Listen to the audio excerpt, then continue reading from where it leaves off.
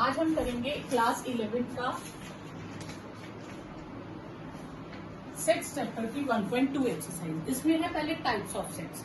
Type of sets में पहली type है एम्प्टी सेट। एम्प्टी सेट जिसे हम नल सेट भी कहते हैं और वॉइड सेट भी कहते हैं।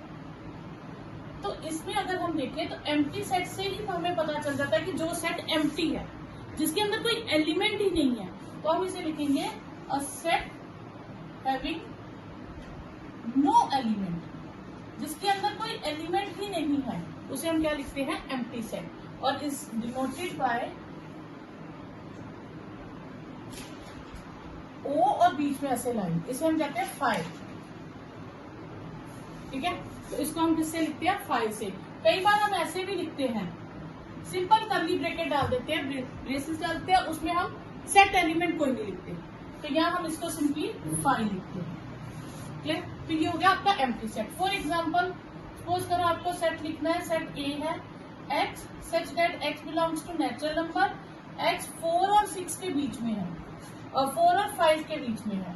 4 और 5 के बीच में कोई भी नेचुरल नंबर नहीं आता, तो ये हो गया हमारा एम्प्टी सेट। ठीक है, क्लियर? अब जैसे आपके पास एक बास्केट है, उसमें मैंगो फ्लेवर टॉफीज है और वो कहे ऑरेंज फ्लेवर टॉफी निकालो, तो दैट इज एम्प्टी सेट, आ ही नहीं सकता। ठीक है, या नेगेटिव नंबर ग्रेटर देन 4, तो 4 से नेगेटिव कोई भी ग्रेटर नहीं होता, तो बहुत सारे क्या आ जाएंगे? Empty set. सेकेंड टाइप है आपके पास यूनिट सेट। ठीक है, सिंगलटन सेट जिसे आप कह सकते हैं, singleton set. Singleton set word से ही पता चलता है सिंगल, तो अ set having only one element, जिसके अंदर सिर्फ एक ही एलिमेंट आए उसे हम क्या कहते हैं? Singleton set. फॉर एग्जाम्पल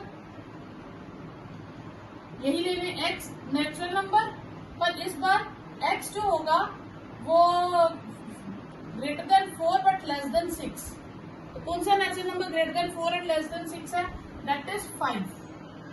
तो इसे फिर आ जाता है आपके पास third finite set. Finite set क्या होता है? A set having finite number of elements, जिसके अंदर फाइनाइट नंबर ऑफ एलिमेंट्स है जिनको हम काउंट कर सके। For example A x, x is a natural number and x less than 12, तो हम इसे काउंट कर सकते हैं 1 से लेके 11 तक, तो ये क्या आ जाता है? Finite set. Fourth infinite set.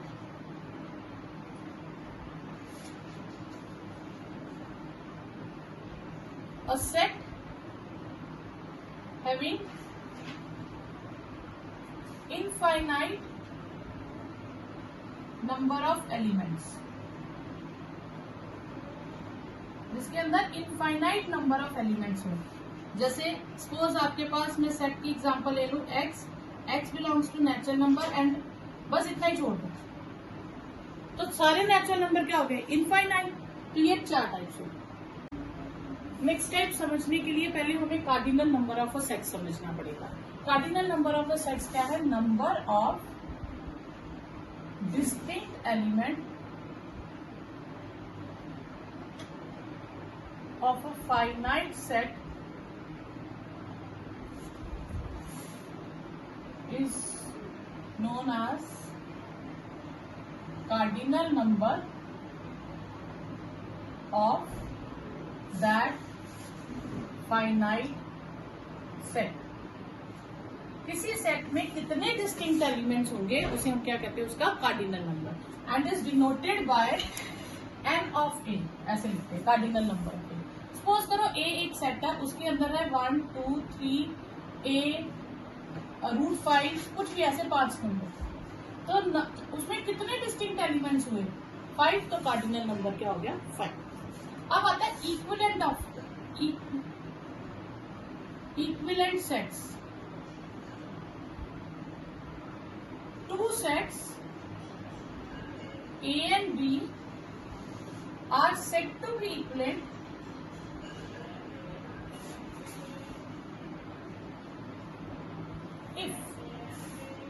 cardinal numbers of A set is equal to cardinal number of B sets.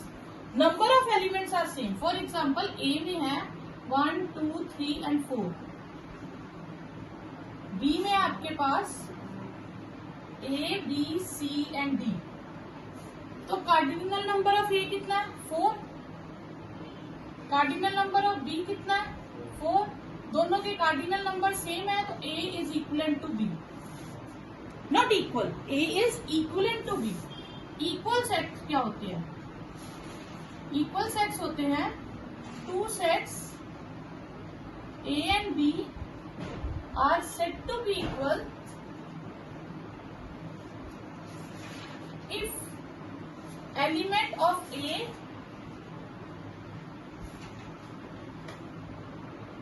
and B, set A and set B are same. जब उनके एलिमेंट्स बिल्कुल सेम होंगे तो उसे हम क्या कहेंगे? Equal sets. For example A में है 1, 2, 3 and 4. B में मैं ले लूं 3, 1, 2, 4.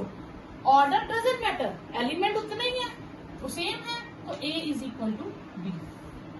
Same element, same number of elements और सेम एलिमेंट्स होंगे तो equal. Same number of elements होंगे पर एलिमेंट सेम नहीं होंगे तो equivalent.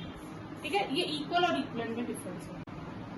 Which of the following are the examples of null set? तो नल सेट मतलब जिसके अंदर कोई एलिमेंट नहीं होता. तो ऑड नंबर जो डिविजिबल बाय 2 हो, तो ऐसा कोई भी ऑड नंबर नहीं होता जो डिविजिबल बाय 2 है. तो this is the example of null set. ठीक है, okay. Set of even prime. Prime number क्या होते हैं? जो खुद के टेबल से डिवाइड हो. लेकिन सेट ऑफ इवन प्राइम में 2 आता है. 2 एक इवन प्राइम नंबर है, तो फिर ये सिंगलटन सेट होगा, नॉट अ नल सेट. ठीक है. फिर x is a natural number. x 5 से कम है पर 7 से ज्यादा है, तो ऐसा कोई नंबर ही नहीं होता जो एक ही टाइम पे 5 से लेस भी हो और 7 से ग्रेटर भी हो. y is a common point between 2 parallel lines. 2 parallel lines के बीच कोई पॉइंट कॉमन होता है? नहीं. This is an example of null set. ठीक है. क्वेश्चन है which of the following are finite or infinite set? Set of months of a year. तो मंथ्स ऑफ ईयर तो 12 भी है गिनके, तो ये क्या हो जाएंगे हमारे पास? Finite. Okay. 1, 2, 3, 4 up to so on, तो ये क्या हो गया? इनफाइनाइट. ठीक है. नंबर 1 से लेके 100 तक, तो ये तो सिंपली फाइनाइट ही हो गया क्योंकि हम इन्हें काउंट कर सकते हैं.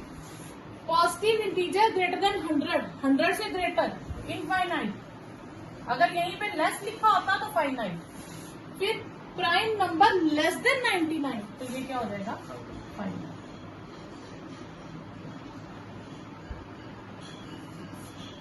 नेक्स्ट है, इनमें से हमें बताना फाइनाइट और इनफाइनाइट कौन से है.